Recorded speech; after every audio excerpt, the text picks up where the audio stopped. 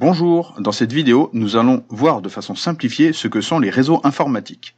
Pour commencer, on se pose la question de savoir comment peut-on échanger des informations entre deux ordinateurs.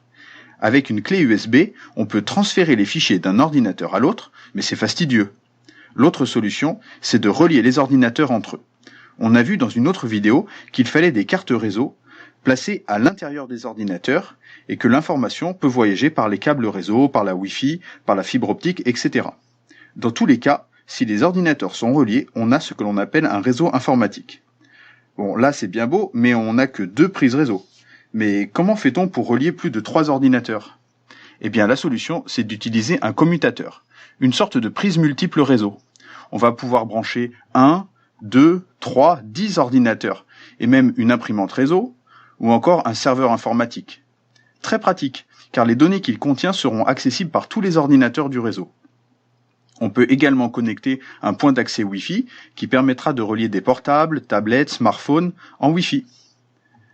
Le réseau que l'on a ici s'appelle un réseau local. En anglais, on dit LAN, Local Area Network. C'est ce genre de réseau que l'on trouve dans les entreprises ou dans un établissement scolaire.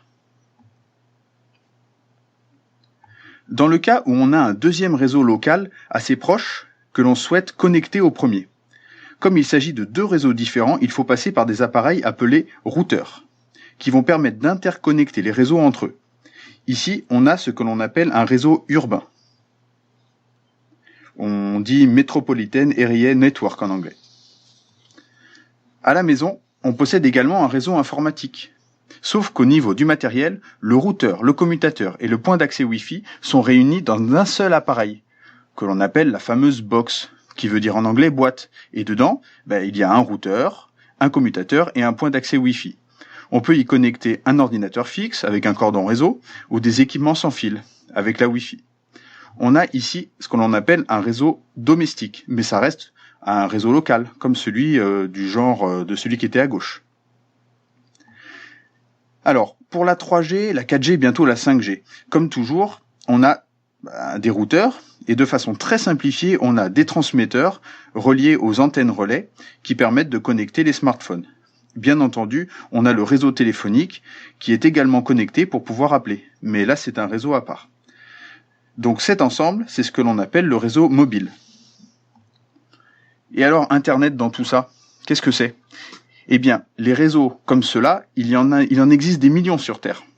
Il n'y a qu'à ajouter celui du voisin, par exemple, auquel il faut ajouter les réseaux des très nombreux sites web, comme par exemple Wikipédia, Google, etc. Et pour relier tous ces réseaux entre eux, il y a répartis sur la planète de très nombreux routeurs. Vous vous souvenez, les mêmes que ceux que l'on trouve dans chaque réseau local. Et tous ces routeurs et ces réseaux sont interconnectés entre eux. Et là, on a ce que l'on appelle le réseau étendu, The Wide Area Network, la toile mondiale. Vous l'aurez compris, c'est ça Internet, le réseau des réseaux, qui nous permet d'échanger des informations, des messages, des pages web d'un bout à l'autre de la planète, et tout ça en quelques secondes. Voilà, maintenant vous en savez un peu plus sur les réseaux.